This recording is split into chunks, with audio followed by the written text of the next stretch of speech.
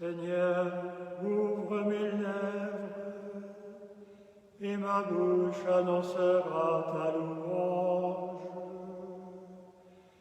Gloire au Père et au Fils et au Saint-Esprit, pour les siècles des siècles. Amen.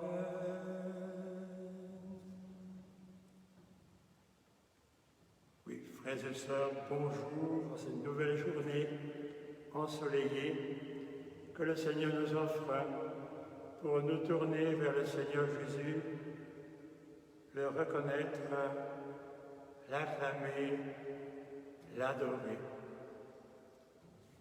La parole de Dieu, ce mercredi de la deuxième semaine de Pâques, de la lecture des Actes des Apôtres, donc l'aventure ces premiers chrétiens, les premiers qui ont suivi Jésus, l'aventure de la première Église, du bébé Église, nous entraîne au chapitre 5 dans un récit difficile que nous, hommes et femmes du XXIe siècle, nous avons bien de la peine à accueillir.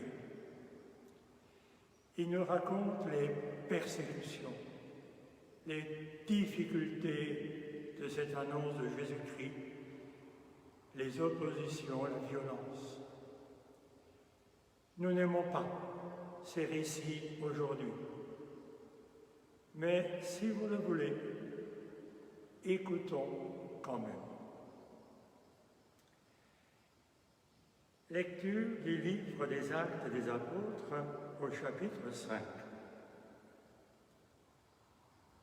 Intervint le grand prêtre ainsi que tout son entourage, c'est-à-dire le groupe des Sadducéens, qui étaient remplis d'une ardeur jalouse pour la loi.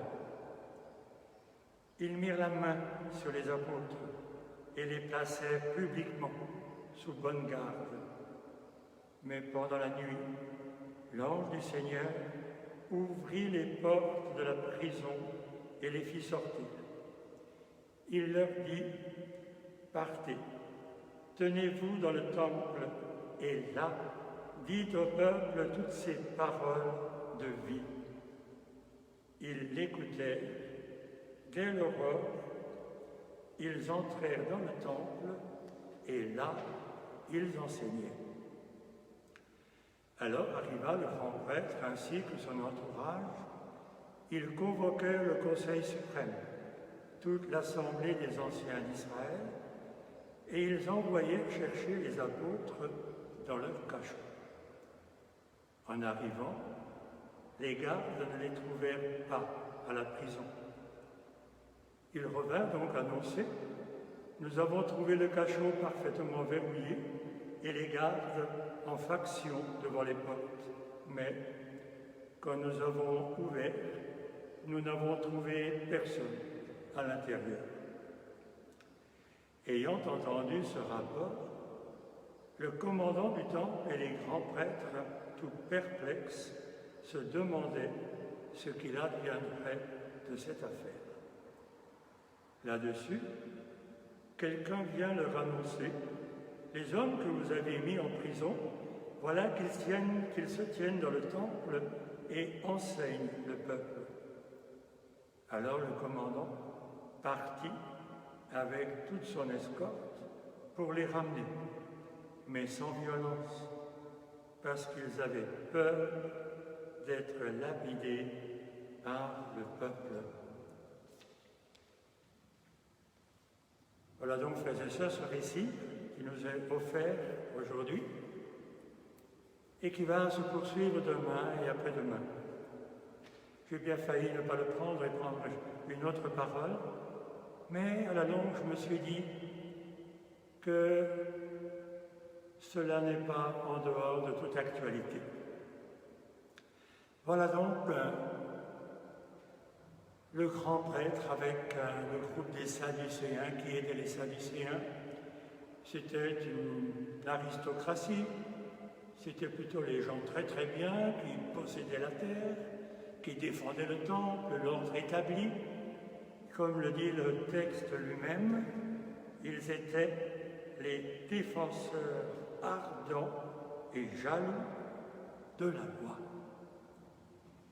Et ils viennent pour arrêter les premiers disciples de Jésus, les apôtres, qu'ils prenaient pour des gens dangereux, qui ne défendaient pas du tout cette loi, de gentils révolutionnaires qui prétendaient que tous les hommes étaient frères et qui donc allaient grandement déranger l'ordre établi qu'ils défendaient. Il les faut mettre au cachot.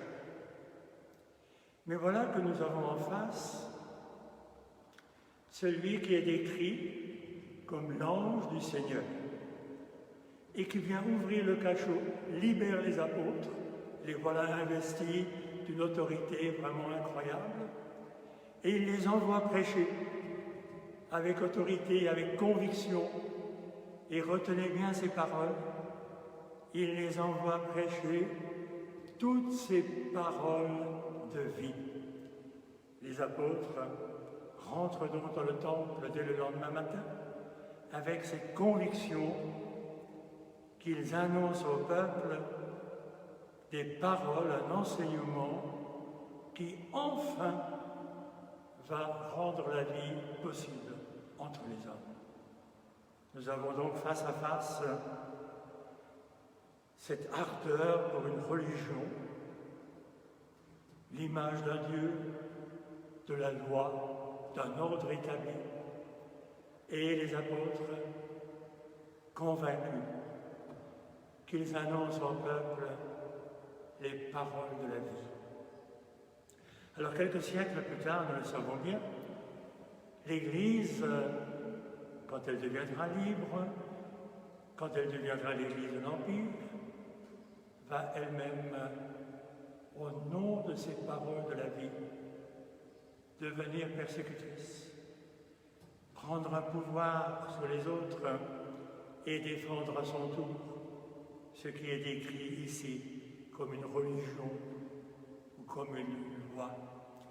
Et l'histoire des siècles va être bien souvent une histoire de violence, de guerre de religion, de conquête de territoire, d'une mission parfois comprise de manière un peu violente comme une conquête au nom du roi des rois. Et on va arriver à l'époque moderne dont nous sommes les héritiers, à partir de Voltaire, des encyclopédistes, toute cette modernité dont nous en France sommes particulièrement les défenseurs et les détenteurs, et qui va affirmer la liberté religieuse, qui va dire non, non, non, stop avec les guerres de religion, ça suffit tout cela. Il vaut beaucoup mieux ne pas avoir de religion, il vaut beaucoup mieux ne pas avoir de foi, être même athée, que de succomber à la violence religieuse. Bien sûr, la même attitude va elle-même aboutir bien souvent à une nouvelle sorte de violence au nom de l'athéisme lui-même, de la non-religion elle-même. Avec le Concile Vatican II, l'Église va proclamer dans ses grands textes la liberté de conscience, la liberté religieuse. Et l'Église défend aujourd'hui cette liberté de conscience. Quelques-uns partiront, je dirais à la limite, les grands prêtres et les sadducéens modernes, quitteront l'Église en grande partie à cause de cette prise de position. Alors, frères et sœurs, nous pouvons nous dire, ou bien, stop, on arrête, on ne dit plus rien, au nom de la tolérance, au nom d'une certaine indifférence, soyons pour la paix religieuse, nous n'avons pas plus à annoncer quelque chose aux autres que les autres. Toutes les religions se valent, tous les dieux se valent. Ou alors, la grande question, je crois, est-ce que nous saurons aujourd'hui être disciples de ce Jésus? Oui, convaincus qu'il met dans nos cœurs les paroles de la vie